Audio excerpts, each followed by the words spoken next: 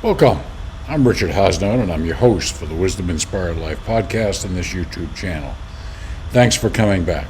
As you probably know, I'm trying to help people around the world who might be interested in living more of a wisdom inspired life to do that by offering a tremendous amount of free content covering a very wide range that I believe can help virtually anyone interested in living more of a wisdom inspired life. And speaking of helping, you can help me and those who try to find this channel on YouTube by subscribing to this channel. Thank you in advance for your help.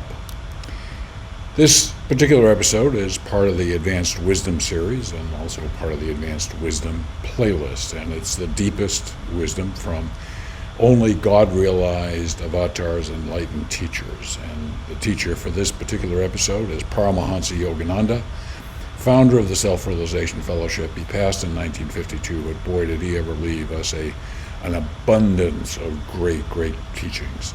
He is my beloved guru.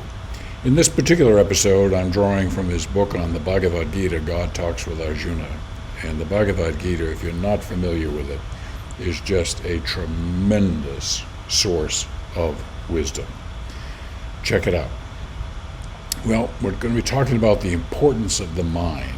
The mind is not the ultimate goal of the spiritual journey, but especially for the beginning point in our physical body and ego and everything, it plays a very important role. So, spiritualizing the mind. At whatever level of activity one begins his spiritual ascent, dutiful or serviceable actions, altruism, religious worship, meditation, the spiritualizing of that activity must begin in the mind and not in outward behavior only. Okay? Our mind is extremely powerful. Our mind has the power to heal. It has the power to define our reality, the power to make us happy, make us unhappy, make us sick, make us healthy. Yes, that's the power of the mind. Okay? So, but it does play an important role in a couple of other ways, especially refraining from temptation that distracts us and leads us away from the spiritual journey that has a very clear path forward. Quoting, many people refrain from certain acts, but not from thoughts about them. Okay? Thoughts occur in the mind. A man or woman may inwardly covet the beautiful wife of another, but restrain himself from getting involved for fear of trouble. His inner inclination, reinforced by constant brooding, however, is likely to lead him to succumb to temptation. And this is where the mind just gets, we sometimes talk about possessed by certain thoughts, certain acts, and those sorts of things. And left uncontrolled, we can end up committing acts that are not only in our best interest, but not in the best interest of others, and incur for us some significant negative karma. Okay?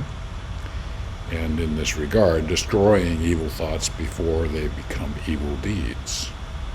Okay?